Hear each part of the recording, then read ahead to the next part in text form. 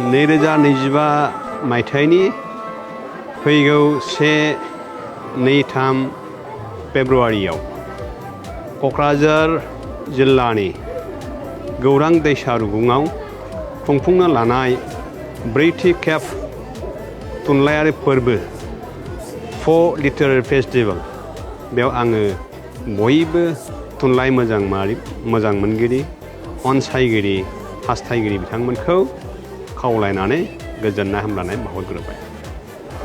2020 मायथाइनिफ्राय फैयै देग्लाय 2025 मायथाइयावबो बिटिआरनि खुंथायारि मददजों क'क्राझार जिल्लानि माखासे सानसुमैफोरनि देहा मोदोम गोसो मेलेम बावसोमनायजों देग्लाय 2025 मायथाइनि फेब्रुआरि दाननि 1, 2 आरो 3 खालाराव सानथामनि मेहेरगोनां हाबाफारिजों ब्रैथि खेब थुनलाइयारि फोरबोआ खुंफुंजानो थांगासिनो दं।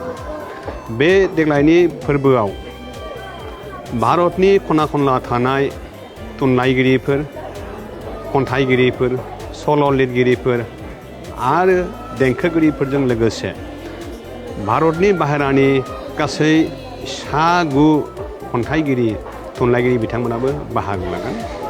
लोगोसे बेयाव बाहागो लागोन आसामनि खना खनला थानाय रावारिफोरनि थुनलाइगिरिफोर बिटिआरनि ओनसोलाव थानाय रावारिफोरनि थुनलाइगिरि बिथांमोननि बाहागो लानाय।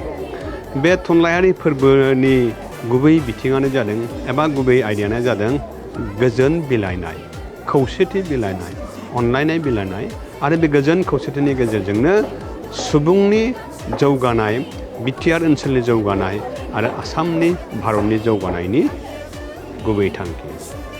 जोङो बे थुनलाइयारि फोरबोनि गेजेरजों जोंनि बिटिआर ओनसोलाव जोंनि आसामावहाय गोजोन सफैनाय बेखौ जोङो फोरमायनो नागिरदों जे फेस्टिभेल एबा फोरबो होनोब्ला बेयाव जानाय लोंनायनिल' फोरबो जाया, रंजानाय बाजानायजोंल' फोरबो जाया आरो बेयाव फोरबोखौ जोङो थुनलाइ फरायनायनि गेजेरजों खन्थाइ फरायनायनि गेजेरजों आरो थुनलाइगिरिफोरनि गेजेरजोंबोदि मोनसे फोरबो जायो बेखौ दिन्थिनो थांगासिनो दङ।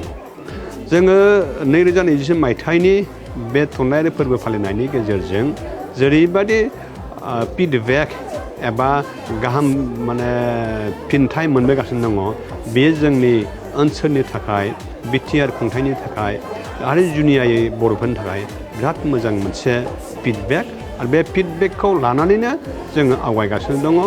जोङो बिटिआर ओनसोलनि गुबैयै क'क्राझार ओनसोलनि थुनलाइगिरि आरो सानसुमै बिथांमोनहा कलेज इउनिभारसिटियाव मावनाय फोरोंगिरि बिथांमोनहा गुबुन गुबुन अफिसाव मावनाय अफिसार बिथांमोनहा जयै देहा मोदोम गोसो बावसोमनानै बिटिआरनि मदद लानानै बे फोरबोखौ खुंलांबाय थानाया जोंनि ओनसोलनि गोजोन जौगानाय आरो इनफ्रास्ट्राक्चारेल डेभेलपमेन्ट बेखौ लाबोनो हागोन होननानै जोङो मिजिंथिदों।